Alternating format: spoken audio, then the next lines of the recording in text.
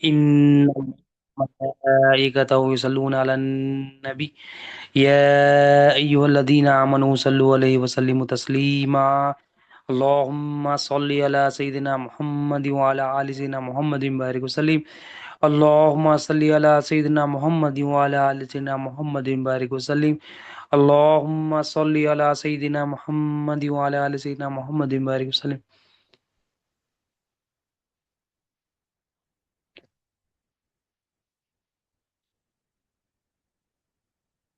اللهم صل على سيدنا محمد وعلى ال سيدنا محمد بارك وسلم اللهم صل على سيدنا محمد وعلى ال سيدنا محمد بارك وسلم اللہ تعالیٰ کا بے انتہا فضل و کرم ہے کہ اس نے ہمیں نبی کریم صلی اللہ علیہ وسلم کی امت میں پیدا فرمایا اور پیدا ہونے کا فخر عنایت فرمایا الحمدللہ یہ فخر رشک انبیاء نکلا مزید برائے کرم ہوا کہ اللہ تعالیٰ نے قرآن جیسی نعمت سے سرفراز فرمایا اولیاء اللہ کے دامن سے وابستہ کیا اور تجدید ایمان کے لیے ہم سب کو یہاں پر جمع فرمایا الحمدللہ رب العالمین اعوذ باللہ من الشیطان الرجیم بسم اللہ الرحمن الرحیم قرآن سورہ اعراف آیت نمبر 34 اللہ تعالیٰ ارشاد فرماتے تھے تو ترجمہ اور ہر ایک کا وقت مقرر ہے کہ جب وقت آ جاتا ہے تو اس سے ایک گھڑی نہ پیچھے رہ سکتی ہے اور نہ ایک گھڑی آگے بڑھ سکتی ہے اب یہاں پر جو ہے نا اللہ تعالیٰ انسان کو بتا رہے ہیں کہ انسان کی جو زندگی ہے انسان کی زندگی اس کی اپنی زندگی نہیں ہے میری عطا ہے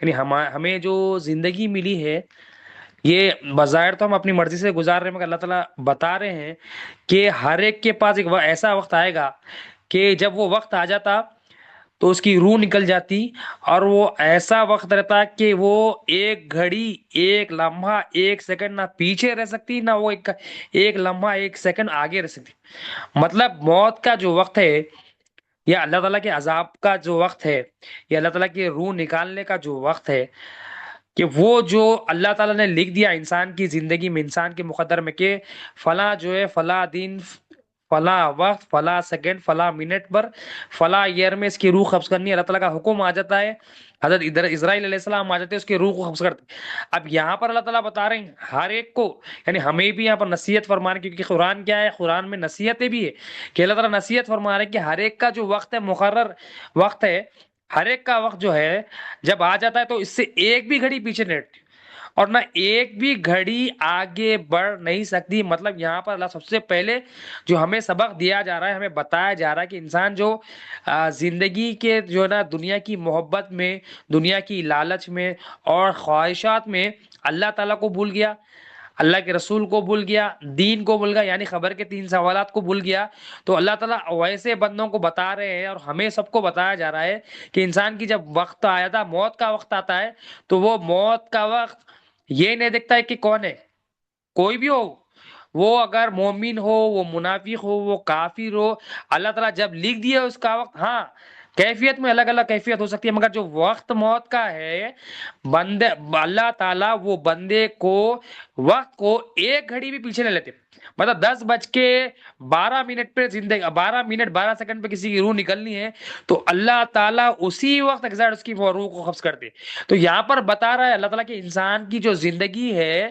انسان کی زندگی انسان کی خود کی نہیں ہے ہم پوری زندگی کیا کرتے ہیں ہم زندگی کو اپنی مرضی سے استعمال کرتے ہیں کیوں استعمال کرتے اس لیے استعمال کرتے کہ ہم اپنے دلوں میں یہ سمجھتے ہیں کہ زندگی ہماری اپنی ہے اور ہم اپنی مرضی سے استعمال کریں گے اور اگر یہ زندگی ہماری اپنی ہوتی تو موت بھی ہمارے حساب سے ہوتی کیونکہ زندگی کا مالک ہمیں اللہ تعالیٰ نہیں بنائے یہ زندگی جو اللہ تعالیٰ انسان کو دیے اللہ تعالیٰ امانتاً دیے اللہ تعالیٰ جب چاہے جب جیسا دیے اس کی مرضی سے ہی لے لیتے اور ہمیں پتا نہیں کب لے جا تو اللہ تعالیٰ یہاں پر وارن کر رہے ہیں کہ بندے ہر ایک کا وقت مقرر ہے جب وقت آئے گا موت کا ایک گھڑی بھی ایک لمحہ بھی پیچھے نہیں ہٹے گی وہ ایک گھڑی نہ پیچھے ہٹے گی نہ آگے بڑھے گی مطلب اب یہاں پر انسان کے پورے اختیار کو ختم کر دیا جا رہا ہے پہلے بھی اختیار نہیں تھا مگر انسان کی جو چاہت تھی عمل کرنے کا ارادہ تھا اس کو اختیار دیا گیا تھا کچھ چیزوں میں مگر جب مرنے کی بات آتی تو اللہ تعالیٰ کیا کریں گے اس کا مکمل طور پہ وہ محتاج ہو جائے گا اور اس کو دکھایا جائے گا کہ دیکھ اب تو جو فانی زندگی اب تو جو زندگی میں جا رہا ہے برزخ میں جانے والا ہے اس کی شروعات اسی سے ہے کہ اب ہمیں کیا ہے، وہ لمحات کو ہمیں اب بتایا کیوں جا رہا ہے؟ الحمدللہ کہ ہم اب یہ جو زندگی اللہ تعالیٰ کی دی ہے، اب اپنی مرضی سے استعمال کر لے، نہ کرے، اللہ کی مرضی کو استعمال کرے، اور دنیا کی زینت، دنیا کے دھوکے سے نکل کر اللہ کی مرضی کو اپنائے۔ اور یہ جو خوبصورت زندگی اللہ تعالیٰ دی ہے، یہ زندگی تو جاری، زندگی دوڑ رہی، رکنے والی نہیں ہے۔ مرنا تو سب کو ہے، مگر اللہ تعالیٰ بندے سے چاہ رہا ہے کہ وہ جو لمحہ ہے بندے کا خوبصورت لمحہ ہو، جب اس کی روح نکلے تو بندہ رب سے راضی رہے اور رب بھی اس سے راضی رہے، یعنی ایمان پر اس کا خاتمہ ہو۔ اللہ تعالیٰ کی چاہت ہے، اللہ کے رسول کی چاہت ہے۔ تو ایمان اتنا اہم ہے، اگر ایمان، اب تو ایمان کیا لانا ہے؟ ایمان یہ بھی لانا ہے، یہ بھی یقین کرنا ہے کہ یہ جو بھی حیات ہے یہ میری اپنی نہیں ہے، یہ جو بھی زندگی ہے میری اپنی نہیں ہے۔ اللہ لا الہ الا هو الحی القیوم، کہ اللہ تعالیٰ ہی زندہ ہے، اللہ تعالیٰ ہی قائم ہے، زندگی اس کی ہے، قائم بھی وہی ہے، زندگی دینے والا بھی وہی ہے۔ یہ جو حیات ہمارے اندر چل رہی ہے، لمحہ لمحہ جو سانس ہمارے اندر چل رہی ہے، ہم سمجھ رہے ہیں سانس ہم لے رہے ہیں، سمجھ رہے ہیں نہیں، یہ ہماری زندگی کی سانسیں جو ہے، جو چل رہی ہے، یہ سانسیں بظاہر تو چل رہی، مگر یہ سانسوں میں کمی آ رہی۔ مثال کے طور پر آپ کی زندگی میں اگر 1 کروڑ سانسیں ہیں تو آپ کی زندگی کے اکثر جو سانسوں کا حصہ ہے ختم ہو چکا ہے۔ اب باقی جو سانسیں لیں گے آپ، وہ بچی ہوئی سانسیں ہیں، مطلب جتنی سانسیں بچی ہوئی آپ کی، اور اتنی ہی سانسیں اللہ تعالیٰ کے پاس لکھی ہوئی ہے۔ تو ہمیں کرنا کیا ہے کہ اللہ تعالیٰ، پہلے تو یہ ایمان لانا اللہ پر کہ یہ جو زندگی میرے پاس ہے میری اپنی نہیں ہے، میں اپنی مرضی استعمال نہیں کر سکتا ہوں۔ اگر میں، کیونکہ انسان جس قدر زندگی گزارے گا اس کی موت بھی ویسے ہوگی۔ اگر اللہ کی مرضی پہ وہ گزارے گا، اللہ اپنی پسند کی موت اس کو دے گی، اور اپنی نفس چاہی زندگی گزارے گا، دنیا کی لوگوں کی چاہی زندگی گزارے گا، تو اللہ تعالیٰ اس کو ویسے ہی سخت والی موت دے گی۔ تو موت انسان کو آنی ہے، تو اللہ تعالیٰ یہاں پر سورہ اعراف میں بتا رہے ہیں کہ بندے کا جو وقت ہے مقرر ہے، اور جب وہ وقت آ جاتا تو کسی کے لیے رکتا نہیں، وہ ایک گھڑی پیچھے بھی نہیں ہوتا اور ایک گھڑی آگے بھی نہیں ہوتا۔ تو ہم کو یہ قرآن پر ایمان لانا ہے، ہم ہر چیز پر ایمان لاتے ہیں۔ اگر ہم کو بول دیا گیا کہ فلاں جگہ ویکسینیشن لینا ہے، فلاں جگہ دوا لینا ہے، فلاں جگہ جو ہے نا یہ رول گورنمنٹ کا آیا، فلاں جگہ سے جو ہے نا بینک سے جو ہے نا پیسے جو ہے نا نوٹ بندی کا آیا، تو فوراً نوٹا لا کے ڈال دینا ہے۔ تو گورنمنٹ کا حکم آ جاتا ہے، منسٹر کا حکم آ جاتا ہے، یا آفیسروں کا حکم آ جاتا ہے، فوراً کیسا حوالے ہوتے۔ اب یہاں پر اللہ تعالیٰ وارننگ کر رہی کہ بندے کا جو وقت ہے مقرر ہے۔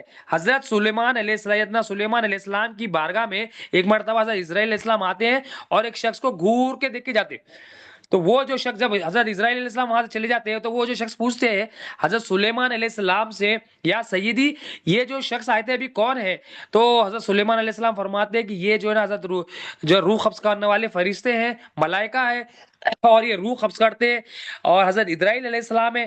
تو آپ فرماتے ہیں وہ آپ کے درباری ہے، وہ وزیر ہوتے ہیں، فرماتے ہیں یہ مجھے گھور کر دیکھ رہے تھے، مجھے تو ہیبت ہو رہی ہے، آپ کی حکومت ہوا پر ہے، تو آپ ہوا کو حکم دے کے مجھے دور جو ہے نا ہندوستان بھیج دیں۔ تو حضرت سلیمان علیہ السلام کی حکومت اللہ تعالیٰ نے ہواؤں پہ، پانی پہ دی تھی۔ تو آپ نے کیا کیا، وہ ان کو کیا کیا جو ہے نا دور ہوا کے ذریعے جو ہے نا ہندوستان بھیج دیا۔ پھر کچھ دن بعد حضرت اسرائیل علیہ السلام بارگاہ میں آتے ہیں، سیدنا سلیمان علیہ السلام کی بادشاہت میں آ کے جو ہے نا ملاقات کرتے ہیں، ملاقات ہوتی تھی آپ کی۔ تو حضرت سلیمان علیہ السلام فرماتے ہیں بھائی اسرائیل، بتاؤ کیا بات ہے، میرے ایک جو ہے نا درباری تھے، کچھ دن پہلے تم آئے، ان کو گھور کر دے گے۔ تو حضرت اسرائیل علیہ السلام فرماتے ہیں میں گھور کر اس لیے دیکھ رہا تھا کہ میں تعجب کر رہا تھا کہ اللہ تعالیٰ کا مجھے حکم آیا تھا کہ کچھ دیر مجھے جو ہے نا یہ شخص کی روح دور ہندوستان میں قبض کرنی ہے۔ میں تعجب کر رہا تھا کہ یہ شخص یہاں پر بیٹھا ہوا ہے اور مجھے وہاں پر جانا ہے۔ تو میں تعجب تو کر لیا، پھر میں بولا اللہ کا حکم ہے، جب اللہ کا حکم ہے تو میں چلے گیا۔ جب جیسا ہی وہاں پر پہنچ گیا تو وہ شخص وہاں پر تھا، اور میں نے اس کی روح قبض کر لی۔ مطلب بتانے کا مقصد کیا ہے، وہ شخص جو ہے حضرت اسرائیل علیہ السلام کو دیکھ کے خوف زدہ ہو گئے تھے کہ روح قبض کرنے والے، مگر اللہ تعالیٰ نے وہ شخص کی روح قبض کرنا ہندوستان میں دور رکھا تھا۔ اور حضرت اسرائیل علیہ السلام بھی تعجب میں تھے کہ اتنی دور کیسا اس کی روح قبض ہو گئی یہ شخص کی، اور میں وہاں پر جانے والا ہوں، یہ شخص یہاں پر ہے۔ میں جیسا ہی وہاں قریب گیا تو میں تعجب سے دیکھتا ہوں کہ وہ شخص وہاں پر ہے، اللہ کا حکم تھا، میں نے دیکھا ہاں اللہ کا حکم ہے، اللہ تعالیٰ نے سچ کہا، میں نے روح کو نکال لیا اور اس کی روح کو قبض کر لیا۔ مطلب بتانا یہ ہے، آپ کسی بھی جگہ پہ ہوں گے، کسی بھی کنٹری میں ہوں گے، کسی بھی اچھے سے اچھے گھر میں ہوں گے، کیسی بھی کنڈیشن میں ہوں گے، جیسا اگر اللہ تعالیٰ آپ کو موت لکھ دیا تو وہ موت آپ کو آ کے ہی رہے گی۔ مطلب کیا ہے، آپ کا زندگی پہ بھی اختیار نہیں ہے اور موت کا بھی اختیار نہیں ہے۔ جو یہاں پر یہ ایمان لا لیتا ہے، یقین کر لیتا ہے، عمل کر لیتا ہے کہ تمام اختیارات صرف اور صرف اللہ تعالیٰ کے ہے، تو انہیں اللہ پر بھی ایمان لاتا، آخرت پہ بھی ایمان لاتا اور آخرت کے عمل بناتا، ہر عمل، ہر کام کیا کرتا، آخرت کے لیے کرتا، اللہ کے لیے کرتا اور اپنی آخرت کو سدھارتا۔ آخر میں تو بتانا کیا ہے کہ جو زندگی ہمارے پاس ہے ہماری اپنی نہیں ہے، کیونکہ ہم دیکھیں ہمارے جو خاندان میں تھے، ہمارے جتنے بھی بڑے تھے، دادا دادی، نانا نانی، پردادا پردادی، سب آئے بچپنے میں ہم دیکھے اور سب چلے گئے۔ کیوں چلے گئے؟ کیونکہ ان کا زندگی پر اختیار نہیں ہے، کیونکہ ان کا موت پر اختیار نہیں ہے۔ اللہ تعالیٰ کی مرضی تھی، ان کو بچپنا ملا، ان کو جوانی ملی اور بڑھاپا ملا۔ حالانکہ ہر ایک کو جوانی نہیں ملتی، ہر ایک کو جوانی پلس جو ہے نا بچپنا نہیں ملتا، اور ہر ایک کو بڑھاپا بھی نہیں ملتا۔ مطلب کسی کو بڑھاپا نہیں ملتا، جوانی میں موت ہو جاتی، کسی کو جوانی نہیں ملتی، اس کو بچپنے میں موت ہو جاتی۔ تو اللہ تعالیٰ کا نظام ہے، اللہ تعالیٰ جس کی جو ہے نا جس کی جو ہے نا جیسا پرورش کرنا ہے، جتنی زندگی دینا ہے اس کی مرضی، کیونکہ زندگی کا مالک ہوا ہے۔ جب ہمارے اندر یہ ایمان آ جائے گا کہ یہ زندگی میری اپنی نہیں ہے، یہ مولا کی ہے، تو ہمارے اندر کیا آئے گا، ہمارے اندر اللہ تعالیٰ کا خوف آئے گا، ہمارے اندر اب نیکیاں کرنے کا جذبہ آئے گا، ہمارے اندر جو ہے نا دلوں سے جو ہے نا دنیا کی محبت نکلے گی۔ کیونکہ انسان جب بار بار موت کو یاد کرتا ہے، کہ موت کو یاد کرنا کیا ہے، یہ دل سے دنیا کی محبت کو دور کرتا، دل سے دنیا کی محبت کو ختم کرتا۔ نبی کریم صلی اللہ علیہ وسلم، حضرت عبداللہ بن عباس رضی اللہ عنہ سے روایت ہے کہ آپ فرماتے ہیں کہ آپ صلی اللہ علیہ وسلم نے ارشاد فرمایا کہ پانچ چیزوں سے پہلے غنیمت جانو۔ کہ جو پانچ چیزیں کون سی ہے، جو جس کو غنیمت جاننا ہے پانچ چیزوں سے پہلے، مطلب ہمارے آقا صلی اللہ علیہ وسلم کہ ہمارے کو ایمان کیا لانا ہے، اللہ پر بھی، ملائکہ پر بھی ایمان، نبی کریم صلی اللہ علیہ وسلم پر بھی ایمان لانا ہے، قرآن پر بھی ایمان لانا ہے، سرکار کے تمام احادیث پر بھی ابھی احادیث ہے۔ اب دنیا میں ہمیں کوئی چیز بول دیتے ہیں، کوئی نیوز چینل آ کے بول دیتا ہے، کوئی بڑا منسٹر، کوئی جو ہے نا پریزیڈنٹ، پرائم منسٹر آ کے ہمیں کچھ بولتا ہے تو ہم کیسا یقین کر لیتے، فوراً یقین کر لیتے، بینک کے متعلق ہو، اسکول کے متعلق ہو، ٹرانسپورٹیشن کے متعلق ہو، کسی چیز کے متعلق ہو، ٹیکس کے متعلق ہو، وہ قانون کو ہم فالو کرتے فوراً۔ اب یہ اللہ تعالیٰ کے رسول صلی اللہ علیہ وسلم قانون بتا رہے ہیں اور ہمیں آگاہ کر رہے ہیں، کیونکہ نبی کریم صلی اللہ علیہ وسلم امت سے بے انتہا، ہمارے تمام جو رشتہ دار، ماں باپ، بھائی بہن، ہر ایک سے جو سب سے زیادہ محبت کرنے والے ہیں ہمارے آقا صلی اللہ علیہ وسلم۔ تو ہمارے آقا فرما رہے ہیں کہ پانچ چیزوں سے پہلے غنیمت جانو، یعنی یہ پانچ چیزوں ہونے سے پہلے یہ پانچ چیزوں کا فائدہ اٹھا لو، اس کا ایڈوانٹیج اٹھا لو۔ تو یہ ہمارے آقا کا حکم ہے۔ اب پہلی چیز کیا ہے، اپنے بڑھاپے سے پہلے جوانی کو غنیمت سمجھو۔ یعنی انسان کے اندر بڑھاپا سب کو گارنٹی نہیں ہے، ہو سکتا ہے اس کو جوانی ہی ملے، کسی کو جوانی ہی ملے اور بڑھاپا نہ ملے۔ اب یہاں ہمارے آقا فرما رہے ہیں کہ اپنے بڑھاپے سے پہلے جوانی کو غنیمت جانو، یعنی اپنے بڑھاپے سے پہلے جوانی کا فائدہ اٹھا لو، کیونکہ کیا ہے، موت کا کسی کو وقت نہیں معلوم، موت کب آتی کب جاتی کسی کو نہیں معلوم۔ تو پہلی چیز ہمارے آقا فرما رہے ہیں کہ بڑھاپے سے پہلے جوانی کو۔ اب یہاں پر دیکھیں دو بھی چیزیں ہیں، نہ ہم میں سے کوئی مخلوق یہ بول سکتی، نہ ہمارا بڑھاپے پہ اختیار ہے، نہ جوانی پہ اختیار ہے۔ اب کوئی بوڑھے آدمی سے پوچھے بھائی تم جوانی تک تمہاری جوانی برقرار کیوں نہیں ہے، تو یہی بولے گا بھائی میرا کچھ بھی اختیار نہیں ہے، یہ اللہ کی قدرت ہے، اللہ تعالیٰ کے پاس ہی اختیار ہے۔ کیوں؟ جوانی کے بھی مالک نہیں ہے، ہر چیز کا مالک اللہ تعالیٰ ہے۔ نہ ہم جوانی روک سکتے، نہ اس میں تبدیلی لا سکتے، نہ چینجز لا سکتے، نہ اس میں پلے کر سکتے۔ ہم دیکھیں، ہمارے پاس یہ عبرت ہے، اللہ تعالیٰ کی نشانیوں میں سے ایک نشانی ہے کہ جوانی سے جو بڑھاپا ہے، یہ تبدیلی بتا رہی ہے کہ ہم اللہ کے کتنے محتاج ہیں۔ تو جوانی کا مالک بھی اللہ تعالیٰ ہے، بڑھاپے کا مالک بھی اللہ تعالیٰ ہے۔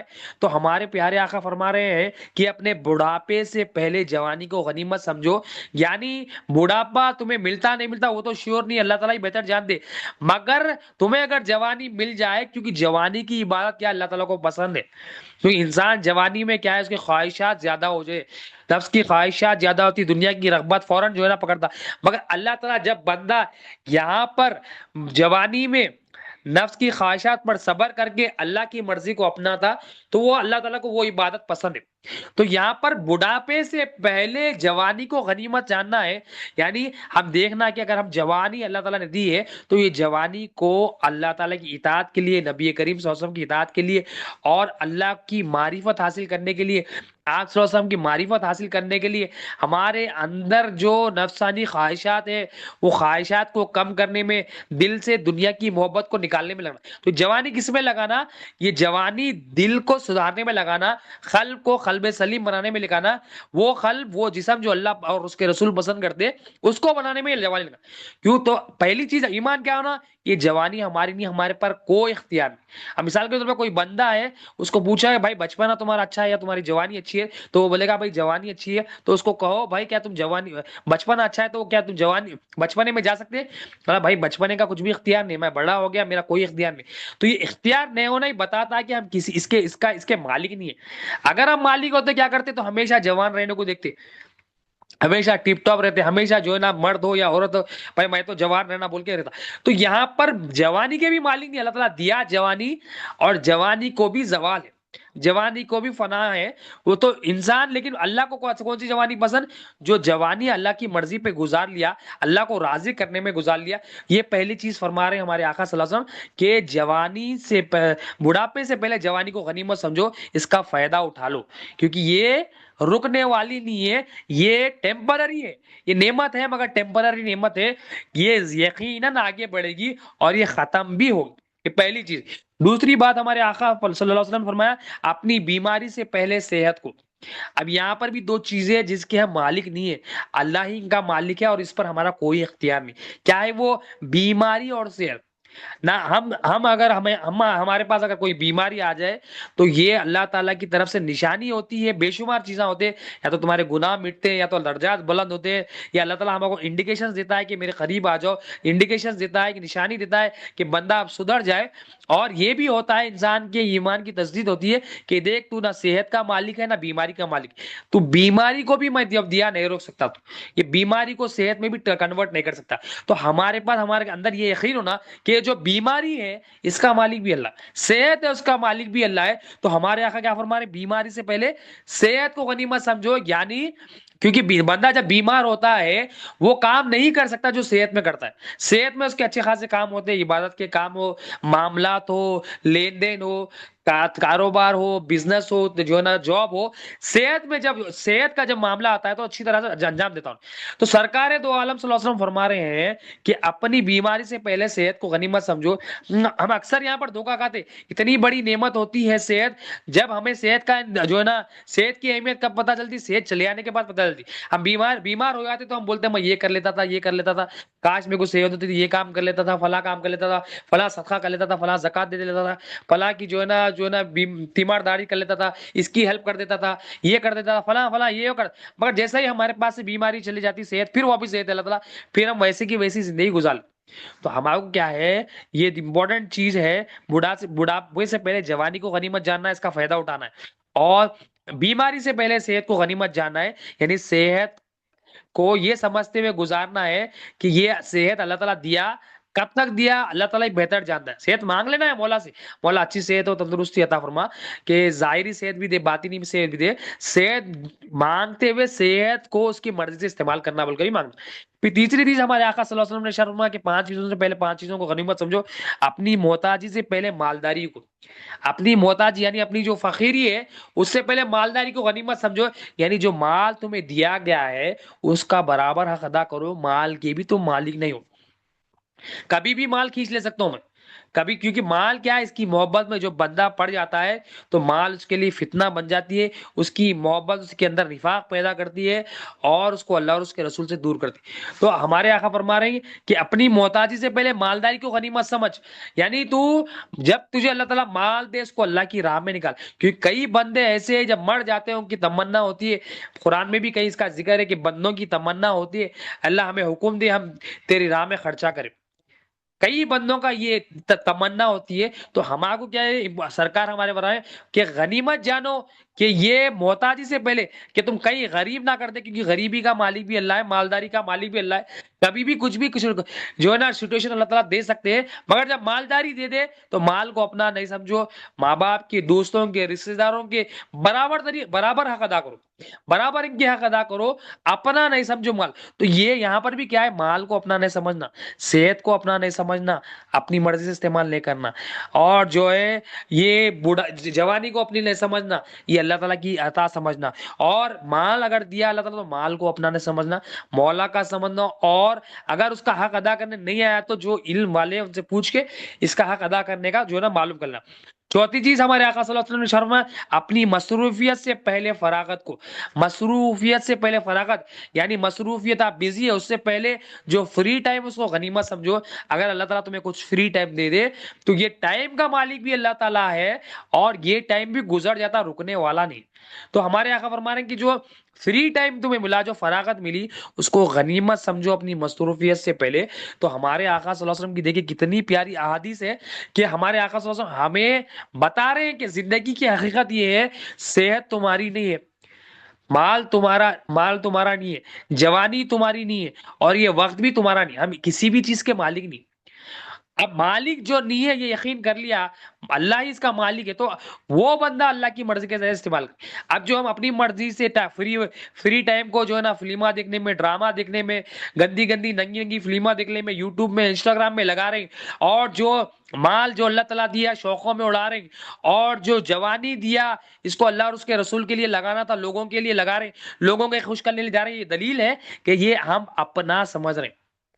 اللہ ہی مالک ہے، ہر چیز کا مالک اللہ ہے، جوانی کا مالک بھی اللہ ہے، صحت کا مالک بھی اللہ ہے، مال کا مالک بھی اللہ ہے، اور وقت کا مالک بھی اللہ ہے۔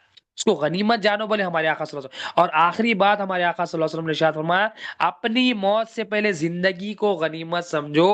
اب یہاں پر کیا ہے، اب تو فائنل ہے کہ بندے کو جب موت آ جاتی ہے کچھ بھی نہیں کر سکتا، اس کے تمام جو ہے نا جو انہیں کرنا چاہتا، جو خواہشات ہے، جو اچھی اچھی نیتیں بھی اس کی ہے، اب اس کے کوئی کام نہیں ہے، روح نکل گئی، مطلب ختم۔ جو بھی کرنا ہے گھر گھر کے نعرے سے پہلے کرنا ہے، جو بھی کرنا ہے وہ کیا کرنا ہے، تو ہمارے آقا کیا فرمایا اپنی موت سے پہلے زندگی کو غنیمت سمجھنا ہے۔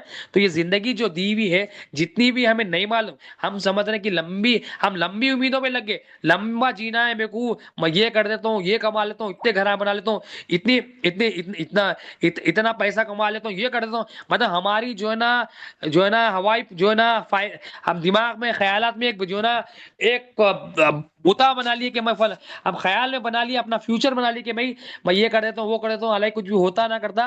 ہم جب تک اللہ اور اس کے رسول کی اطاعت کے لیے کام نہیں بنائیں گے، نہیں کریں گے، ہمارا کوئی بھی کام نہیں ہوتا اور وہ بے فائدہ ہو جاتا۔ کام کیا کرنا ہے ہم کو، سب سے پہلے ایمان لانا ہے۔ کیا ایمان لانا ہے؟ اللہ میرا مالک ہے، میرے پاس جو کچھ ہے اللہ کا ہے، جوانی میرے پاس اگر ہے اللہ تعالیٰ کی ہے، صحت ہے میرے پاس یہ بھی اللہ تعالیٰ کا ہے، گھر ہے میرے پاس یہ بھی اللہ تعالیٰ کا ہے، مال ہے میرے پاس یہ بھی اللہ تعالیٰ کا ہے، گاڑی ہے میرے پاس یہ اللہ تعالیٰ کا ہے۔ کیوں اللہ کا ہے؟ کہ اللہ جی لہو ملک السماوات والارض لہو ما فی السماوات والارض لہو میراث السماوات والارض، کہ ہر چیز کا زمین و آسمان میں کسی کی ملک ہے وہ تو صرف اور صرف اللہ کی ہے، اللہ کے سوا کوئی مالک نہیں ہے، اللہ کے سوا کوئی رازق نہیں ہے۔ اور اس کے بعد والی آیت میں، آیت نمبر 35 میں اللہ تعالیٰ فرماتا ہے کہ اب جو اس سے نکلنا چاہتا ہے اس کا فارمولا بتا کے بات ختم کریں گے کہ اے آدم کی اولاد، اگر تمہارے پاس تمہارے پاس تم میں کے رسول آئے، میری آیتیں پڑھے، تو جو پرہیزگاری کرے اور سنورے تو اس پر نہ کچھ خوف ہوگا نہ غمگین ہوں گے۔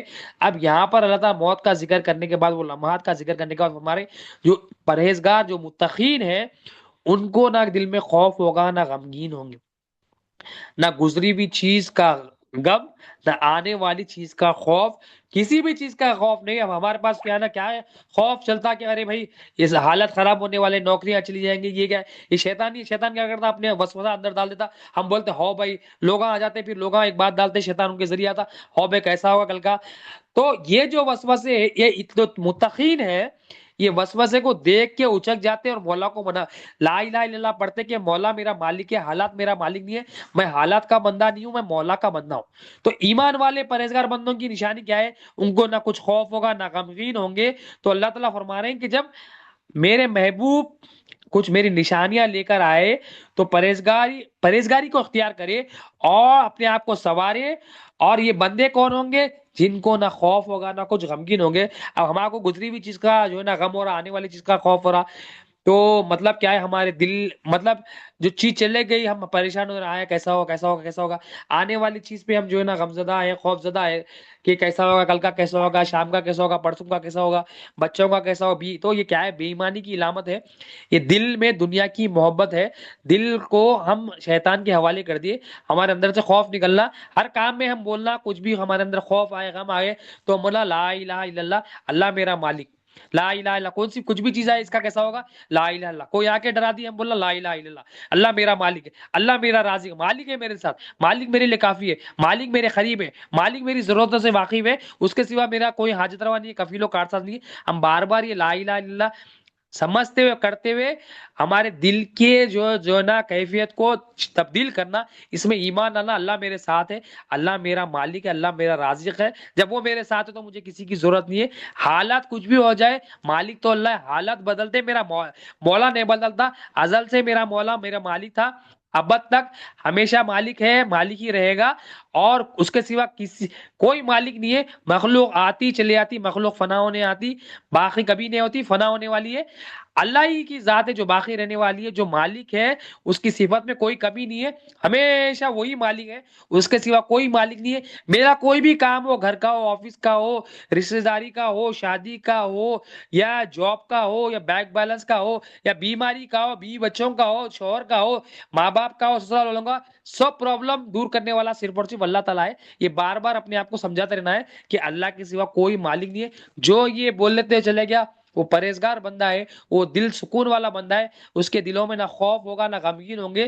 وہ مخلوق سے بے نیاز ہوگا، لوگوں اور لوگوں کی چیزوں پر اس پہ نظر نہیں رہے گی. وہ اس کے پاس کچھ ہو یا نہ ہو، اس کا دل اطمینان رہے گا. روح بھی جب اس کی نکلے گی، اللہ تعالیٰ اس کے لیے انتظام کریں گے.